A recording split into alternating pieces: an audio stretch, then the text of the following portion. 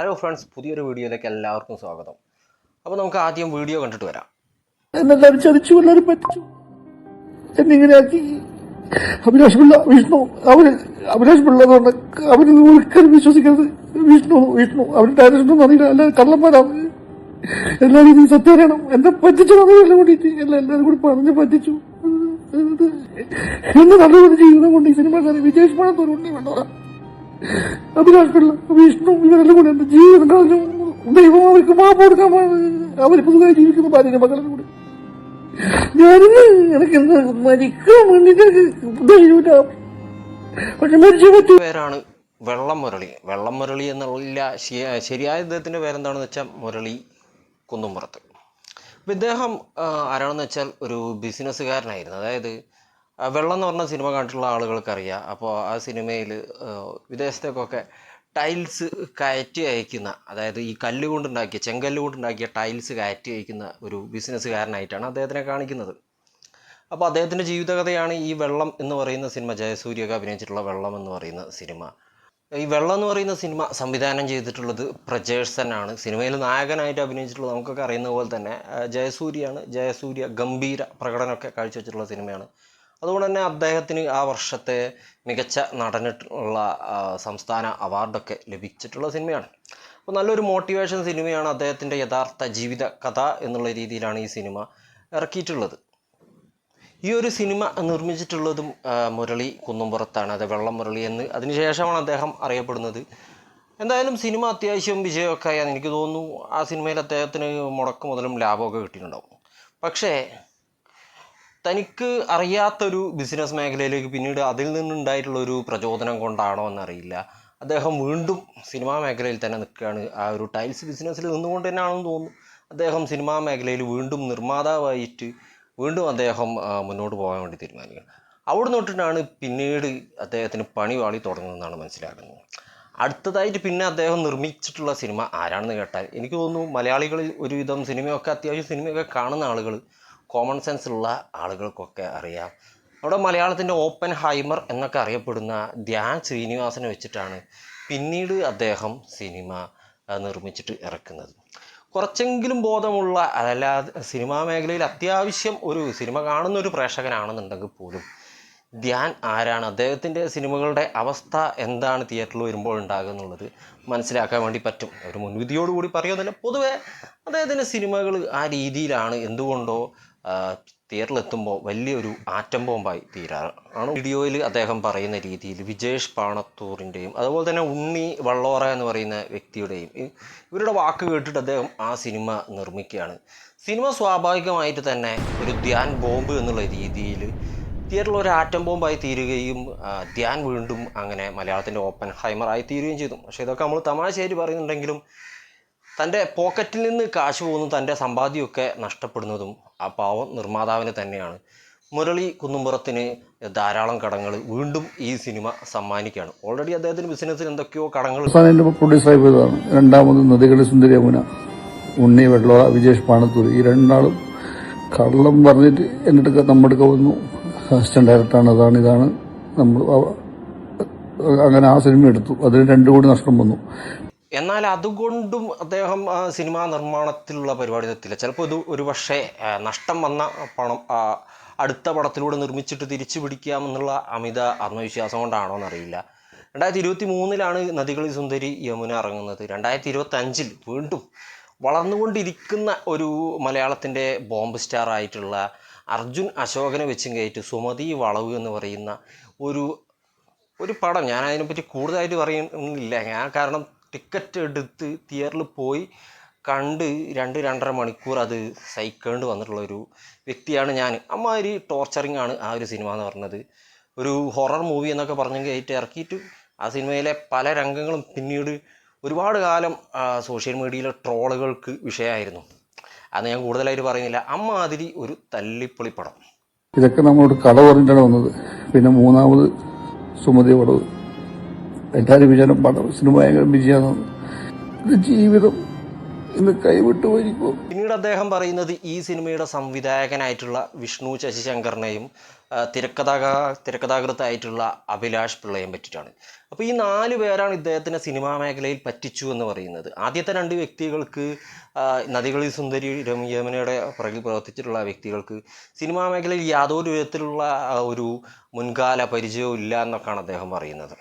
അപ്പം അങ്ങനെ പരിചയമില്ലാത്ത ആളുകളാണോ എന്തുകൊണ്ട് അദ്ദേഹം അന്വേഷിച്ചില്ല എന്നുള്ളതാണ് അത്ഭുതം തോന്നുന്നത്. കാരണം ഇത്രയും എക്സ്പീരിയൻസ്ഡൊക്കെ ആയിട്ടുള്ള ബിസിനസ്സൊക്കെ ചെയ്തിട്ടുള്ള ഒരു വ്യക്തിക്ക് ഇത്ര ഒരു നിസ്സാരമായിട്ടുള്ള കാര്യം ഇവരൊക്കെ ഈ വരുന്ന ആളുകൾ ആരുടെ അസിസ്റ്റൻ്റ് ആണ് എന്നുള്ളതൊരു സാധാരണക്കാരനാണെന്നുണ്ടെങ്കിലും അന്വേഷിക്കേണ്ടതാണ് എന്ന എൻ്റെ അഭിപ്രായം. ഞാൻ അദ്ദേഹത്തിനെ തിരുത്താനോ ഇതാക്കാനോ ഉള്ള ആളല്ല. കാരണം അദ്ദേഹമൊക്കെ വലിയ രീതിയിൽ ബിസിനസ്സൊക്കെ ചെയ്തിട്ടുള്ള അന്താരാഷ്ട്ര രീതിയിലൊക്കെ ബിസിനസ്സൊക്കെ ചെയ്തിട്ടുള്ള ഒരു മനുഷ്യനായിട്ടും എന്തുകൊണ്ട് അങ്ങനെ ചെയ്തില്ല എന്ന് നൽകുമെന്ന് തോന്നുന്നു. ഒരു പക്ഷേ ഇവരുടെയൊക്കെ വാക്കുകൾ മയങ്ങി വീണ് പോയതായിരിക്കാം. പിന്നീട് വീണ്ടും അതുകൊണ്ട് തീരാതെയാണ് അദ്ദേഹം ഈ സുമതി വളവിലും പണം മുടക്കുന്നത്. പക്ഷേ സുമതി വളവ് നമ്മൾ അതിൻ്റെ കലക്ഷനൊക്കെ എടുത്ത് നോക്കുന്ന സമയത്ത് ഏകദേശം ഒരു 25 കോടി രൂപ അതിന് കിട്ടിയിട്ടുള്ളതായിട്ട് കാണാൻ പറ്റും. ആ സിനിമ കണ്ടിട്ട് ഒരു 25 കോടിയിലധികം മുതലുള്ള സിനിമയായിട്ടൊന്നും തോന്നുന്നില്ല. അതിൽ താരതമ്യേന അർജുൻ അശോകന് അല്ലെങ്കിൽ സുരേഷ് ഗോപിയുടെ മകനായിട്ടുള്ള ഗോകുൽ സുരേഷ് അങ്ങനെയൊക്കെ ഒരു 2ാം നിര 3ാം നിര മലയാളത്തിലുള്ള താരങ്ങളാണ്. അവർക്കൊക്കെ ഇതിന് മാത്രം പ്രതിഫലം ഇതൊക്കെ വേണോ? പിന്നെ ഒരു ചെറിയൊരു നാട്ടുമ്പുറത്ത് അങ്ങനെയൊക്കെ വെച്ച് എടുത്തിട്ടുള്ള ഒരു ചെറിയ സിനിമയാണ്. ഏറി വന്നാൽ ഒരു 10 കോടിയിൽ താഴെയൊക്കെ ഒരു സിനിമയ്ക്ക് നിർമ്മാണം വരുള്ളൂ. പിന്നെ എന്തുകൊണ്ട് അദ്ദേഹത്തിന് ഇത്രയും വലിയ നഷ്ടം എന്നുള്ളതാണ് മനസ്സിലാക്കുന്നത്. പിന്നെ നിർമ്മാതാക്കളുടെ പേര് സുമതി വളവിൽ നോക്കുന്ന സമയത്ത് ഗോകുലം ഗോപാലൻ്റെ പേര് കൂടി കാണുന്നുണ്ട്. അപ്പോൾ 2 നിർമ്മാതാക്കൾ ലാഭം വരികയാണെന്നുണ്ടെങ്കിലും നഷ്ടം വരികയാണെന്നുണ്ടെങ്കിലും അത് തുല്യമായി പങ്കിട്ടെടുക്കല്ലേ വേണ്ടത് എന്നാണ് ചോദ്യം. അപ്പോൾ ഇനിയിപ്പോൾ എന്താണ് അതിൽ സംഭവിച്ചത്, നിർമ്മാതാക്കൾക്കിടയിൽ എന്താണ് സംഭവിച്ചത്? ഇവർ പറ്റിച്ചു എന്നാണ് പറയുന്നത്. ഗോകുലം ഗോപാലിൻ്റെ കാര്യമൊന്നും അവർ പറയുന്നില്ല. ഇനിയിപ്പോൾ ലാഭം മുഴുവൻ ആരാണ് കൊണ്ടുപോയത്? ഇദ്ദേഹത്തിന് കിട്ടിയില്ലേ? മുടക്കുമുതൽ പോലും എന്തുകൊണ്ട് അദ്ദേഹത്തിന് കിട്ടിയിട്ടില്ല? അങ്ങനെ ഒരുപാട് ചോദ്യങ്ങൾ അവിടെ ബാക്കി കിടക്കുന്നുണ്ട്. അദ്ദേഹം പറയുന്നത് ഇവർ പറ്റിച്ചു എന്നുള്ളതാണ്. ഈ 4 പേര് ഇദ്ദേഹത്തിനെ ചീറ്റ് ചെയ്തു എന്നുള്ള കാര്യം എല്ലാവർക്കും അറിയാമെന്ന് വിശ്വസിക്കുന്നു. വെള്ളം സിനിമ കണ്ടിട്ടുണ്ടാവും. അത് സിനിമയ്ക്ക് വേണ്ടി കാണിച്ചതാണ്. അങ്ങനെയൊന്നുമല്ല എൻ്റെ യഥാർത്ഥ ലൈഫ്. ഞാനൊരു സാധാരണ മനുഷ്യനാണ്. വെള്ളം എന്ന് പറയുന്ന സിനിമ, നമ്മൾ ജയസൂര്യയുടെ വെള്ളം എന്ന് പറയുന്ന സിനിമ കണ്ടിട്ടുണ്ട്. അപ്പോൾ അതിൽ കാണുന്ന പോലെ അങ്ങനെയുള്ള ഒരു ജീവിതമൊന്നുമല്ല അദ്ദേഹത്തിൻ്റെ. അദ്ദേഹം ഒരു സാധാരണ മനുഷ്യനാണ് എന്നൊക്കെയാണ് പറയുന്നത്. അപ്പോൾ അതിൽ ഈ ഭയങ്കര വെള്ളമടിയൊക്കെ നടക്കുന്ന ഒരു മനുഷ്യൻ, മുരളി എന്ന് പറയുന്ന മനുഷ്യൻ ജീവിതത്തിലേക്ക് തിരിച്ചു വരുന്നതും പിന്നെ വലിയൊരു ബിസിനസ് മാൻ ആയിട്ട് വരുന്നതും ഭയങ്കര ഒരു മോട്ടിവേഷനിലൊക്കെയാണ് സിനിമ അവസാനിക്കുന്നത്. അപ്പോൾ അതുപോലൊന്നും അല്ലേ അദ്ദേഹത്തിൻ്റെ ജീവിതം എന്നാണ് അദ്ദേഹം പറയുന്നത്. അദ്ദേഹം നേരിട്ട് പറയുന്ന കാര്യങ്ങൾ നമുക്ക് പിന്നെ വിശ്വസിക്കാതെ വയ്യ. ഒരു മനുഷ്യൻ തൻ്റെ ജീവിതം അങ്ങനെയല്ല എന്ന് പറയുന്നത്. അപ്പോൾ അത് സിനിമ ആണ്. അതിൻ്റേതായിട്ടുള്ള മസാല കൂട്ടുകളൊക്കെ സിനിമ വിജയിക്കാൻ വേണ്ടി അതിൻ്റെ തിരക്കഥാകൃത്തും സംവിധായകനൊക്കെ കൂട്ടിച്ചേർക്കും. എന്തായാലും സിനിമ ഇപ്പോഴും വെള്ളം എന്ന് പറയുന്നത് നമ്മുടെയൊക്കെ ഫേവറേറ്റ് ലിസ്റ്റിലുള്ള നല്ലൊരു മോട്ടിവേഷൻ സിനിമ തന്നെയാണ്. അതിലൊരു സംശയവുമില്ല. വെള്ളത്തിനെ പറ്റിയിട്ട് അദ്ദേഹം യാതൊരു കംപ്ലൈൻറ്റും പറഞ്ഞില്ല. പക്ഷേ അതിൻ്റെ ലൈഫ് അങ്ങനെയല്ല എന്ന് പറയുന്നു. പിന്നീട് അദ്ദേഹം പറയുന്ന കാര്യം നേരത്തെ പറഞ്ഞ രീതിയിൽ ബിസിനസ്സിൽ വീണ്ടും അദ്ദേഹത്തിനെ പലരും പറ്റിച്ചു എന്നുള്ളത്. ഈ പറ്റിക്കുക എന്നുള്ളത് പൊതുവെ നമ്മളെ മലയാളികളുടെ ഇടയിൽ പറ്റിക്കാനുള്ള ടെൻഡൻസി ധാരാളമായിട്ട് കണ്ടുവരുന്നുണ്ട്. പ്രത്യേകിച്ച് ബിസിനസ് മേഖലയിലൊന്നും ഒരിക്കലും നമ്മുടെ കൂടെ പ്രത്യേകിച്ച് മലയാളി പാർട്ട്നേഴ്സൊക്കെ ആണെന്നുണ്ടെങ്കിൽ അല്ലെങ്കിൽ നമ്മളെ പിറകിൽ ഏതെങ്കിലും രീതിയിൽ മലയാളികൾ ഉണ്ടെന്നുണ്ടെങ്കിൽ എപ്പോഴും ഏത് ഭാഗത്തു നിന്നാണ് പാര വരുന്നത് എന്നുള്ളത് നല്ലോണം സൂക്ഷിക്കേണ്ട ഒരു കാര്യം തന്നെയാണ്. ഒരു തരത്തിലും പ്രത്യേകിച്ച് മലയാളികളെ മറ്റുള്ള ആളുകളെക്കാൾ കൂടുതൽ നമുക്ക് നമ്മുടെ സ്വന്തം നാട്ടുകാരെ തന്നെയാണ് വിശ്വസിക്കാൻ പറ്റാത്തത്. ഇതൊക്കെ ഞാൻ പറയുന്നത് അദ്ദേഹം നമ്മളെക്കാളൊക്കെ ഒരുപാട് എക്സ്പീരിയൻസും കാര്യങ്ങളൊക്കെ ഉള്ളൊരു മനുഷ്യനാണ്. ആളുകളെ കണ്ടു പരിചയം, ബിസിനസ്സൊക്കെ നടത്തി പരിചയമുള്ള ആളാണ്. അപ്പോൾ അദ്ദേഹത്തിനൊക്കെ ഇങ്ങനെയും വലിയൊരു അബദ്ധം പറ്റുകയാണെന്നുണ്ടെങ്കിൽ നമ്മുടെ സാധാരണക്കാരുടെ കാര്യമൊന്നും പറയേണ്ട ആവശ്യമില്ല. വഴിമുട്ടി നിൽക്കുന്ന ഒരു അവസ്ഥയിലാണ്. അതുകൊണ്ടാണ് ഞാൻ നിങ്ങൾക്ക് ഈ വീഡിയോ വരാൻ കാരണം. ഒരുപാട് ചതികൾ പറ്റി, ബിസിനസ്സിൽ ഒരുപാട് ചതികൾ പറ്റി. ടൈൽസ് ദുബായിലും ഓസ്ട്രേലിയയിലും ആഫ്രിക്കയിലും കയറ്റി വെച്ചിട്ട് മലയാളികൾ വഴി ഒരുപാട് പൈസ കിട്ടാണ്ടായി. അഖിലേഷ്, തോട്ടടക്കാരൻ അഖിലേഷ് എന്നെ പരിചയപ്പെടുത്തിയത് കാലിക്കറ്റിനോട് പോലും സതീശനാണ് അഖിലേഷിനെ പരിചയപ്പെടുത്തിയത്. അങ്ങനെ ബിസിനസ്സിൽ കുറേ പൈസ പോയി. അദ്ദേഹം ഓസ്ട്രേലിയയിലേക്കും ആഫ്രിക്കയിലേക്കൊക്കെ കയറ്റി അയച്ചിട്ടുള്ള അദ്ദേഹത്തിൻ്റെ ടൈൽസിന് എന്തുകൊണ്ട് അത് ബിസിനസ് നടന്നില്ല? എന്താണ് അതിൻ്റെ ക്വാളിറ്റിക്കുള്ള പ്രശ്നം കൊണ്ടാണോ, എങ്ങനെയാണ് അദ്ദേഹത്തിനെ ഇവരൊക്കെ പറ്റിച്ചത് എന്നുള്ളത് അതൊക്കെ ഇനി കൂടുതലായിട്ട് വെളിവാകേണ്ടിയിരിക്കുന്നു.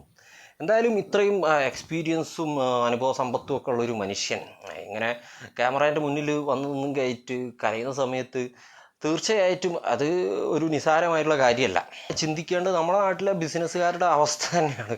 കാരണം ഒടുക്കത്തെ ടാക്സും ഒരുപാട് കാര്യങ്ങളും ഗവൺമെൻറ് ഓഫീഷ്യൽസിൻ്റെ ഒക്കെ ഒരുപാട് കാര്യങ്ങൾ തരണം ചെയ്തിട്ടാണ് ഇവിടെ ഒരുപാട് ആളുകൾ തരണം ചെയ്യുന്നത്. ഇനി അതൊക്കെ കഴിഞ്ഞാൽ വീണ്ടും ഇങ്ങനെയുള്ള നിരന്തരമായിട്ടുള്ള പാരകളാണ് നമ്മുടെ നാട്ടിൽ വന്നുകൊണ്ടിരിക്കുന്നത്. അതുകൊണ്ടൊക്കെ തന്നെയായിരിക്കും ആളുകൾ ദുബായിലും അതുപോലെയൊക്കെയുള്ള സ്ഥലങ്ങളിലൊക്കെ പോയി കയറ്റി ബിസിനസ് ചെയ്യുന്നത്. അവിടെയൊക്കെ എന്താണ് സീറോ ടാക്സും കാര്യങ്ങളൊക്കെ ആണ്. ഇതുപോലെ എനിക്ക് തോന്നുന്നു വലിയ പാര പ്രശ്നങ്ങളോ ഓഫീഷ്യൽസിൻ്റെ ബുദ്ധിമുട്ടിക്കലോ ഒന്നും ഉണ്ടാവില്ല. ഇങ്ങനെ ബിസിനസ്സുകാരെയൊക്കെ ഇങ്ങനെ വിഷമിപ്പിച്ചുകൊണ്ടേ ഇരിക്കുന്ന ഒരു നാടാണ് എന്ന് നമ്മുടെ നാടുകളിൽ ഒരു ദുഷ്പേരും കൂടിയാണ് ഇതിൽ കൂടിയൊക്കെ വീണ്ടും പുറത്തു വരുന്നത്. ഇങ്ങനെയുള്ള സംഭവങ്ങളും സാഹചര്യങ്ങളും ഒക്കെ മാറണം. അത് സിനിമാ മേഖല മാത്രമല്ല, അദ്ദേഹം പറയുന്നത് ഇദ്ദേഹത്തിൻ്റെ ബിസിനസ്സിനെ കൂടിയാണ്. അതിലും ഏതൊക്കെ 1-2 വ്യക്തികളുടെ പേര് അദ്ദേഹം പറയുന്നുണ്ട്, അവരും അദ്ദേഹത്തിനെ പറ്റിച്ചു. മൊത്തത്തിൽ പറഞ്ഞാൽ അദ്ദേഹത്തിനെ എല്ലാവരും കൂടി നന്നായിട്ട് ചതിച്ചു, വഞ്ചിച്ചു എന്ന് തന്നെയാണ് അദ്ദേഹം പറയുന്നത്. ഭയങ്കര ഒരു അവസ്ഥയാണ് അദ്ദേഹത്തിൻ്റെ കുടുംബത്തിൻ്റെ കൂടെ ജീവിക്കാൻ പോലും പറ്റാത്തൊരവസ്ഥയാണ്. അത്രക്ക് കടമുണ്ട് എന്നാണ് അദ്ദേഹം പറയുന്നത്. എന്തൊക്കെയായാലും ഈ പ്രശ്നങ്ങളൊക്കെ തീർന്ന് ഇദ്ദേഹത്തിന് ആരെങ്കിലുമൊക്കെ ഹെൽപ്പ് ചെയ്തിട്ടോ എങ്ങനെയെങ്കിലുമൊക്കെ അത് തീർന്നിട്ട് വീണ്ടും അദ്ദേഹത്തിൻ്റെ കുടുംബത്തിൻ്റെ കൂടെ സന്തോഷത്തോടു കൂടി ജീവിക്കാൻ പറ്റട്ടെ എന്ന് നമ്മൾ ആശംസിക്കുകയാണ്. നമുക്കതിനല്ലേ പറ്റുള്ളൂ. നമുക്ക് വേറൊന്നും ചെയ്യാൻ വേണ്ടി പറ്റില്ല. നമുക്ക് മൊത്തത്തിൽ നമുക്കുള്ളൊരു പാഠം എന്താണെന്ന് വെച്ചാൽ, എന്തായാലും ബിസിനസ്സിൽ പ്രത്യേകിച്ച് നമ്മൾ മലയാളികളൊക്കെ കൂട്ടുന്ന സമയത്ത്, ഇപ്പോൾ ഇനി സിനിമാ മേഖലയാണെന്നുണ്ടെങ്കിൽ അവരുടെ ഈ വാക്കിലൊന്നും മയങ്ങി കയറ്റുക, അതിൽ പൈസ ആരും മുടക്കി അങ്ങനത്തെ കാര്യങ്ങൾ ചെയ്യാതിരിക്കുക. ഇനിയിപ്പോൾ അല്ലാതുള്ള ബിസിനസ് ആണെങ്കിൽ പോലും കൃത്യമായിട്ട് നമ്മൾ അതിനെ പറ്റിയിട്ട് പഠിച്ച് മനസ്സിലാക്കുക, അല്ലാണ്ട് വേറെ വഴിയില്ല. പിന്നെ അതെല്ലാം കഴിഞ്ഞിട്ട് നമ്മൾ പിന്നെ പറഞ്ഞിട്ട് ഒരു കാര്യവും ഉണ്ടാവില്ല. ഈ ഒരു അവസ്ഥയിലേക്ക് നമ്മളാരും എത്തിപ്പെടാതെ ഇരിക്കട്ടെ എന്നുകൂടി പറഞ്ഞ് കയറ്റി വീഡിയോ അവസാനിപ്പിക്കുകയാണ്. ഇഷ്ടപ്പെട്ടിട്ടുണ്ടെങ്കിൽ സബ്സ്ക്രൈബ്, ലൈക്കും ഷെയറും ഒക്കെ ഒന്ന് ചെയ്തും കയറ്റി ഹെൽപ്പ് ചെയ്യുക. ബൈ.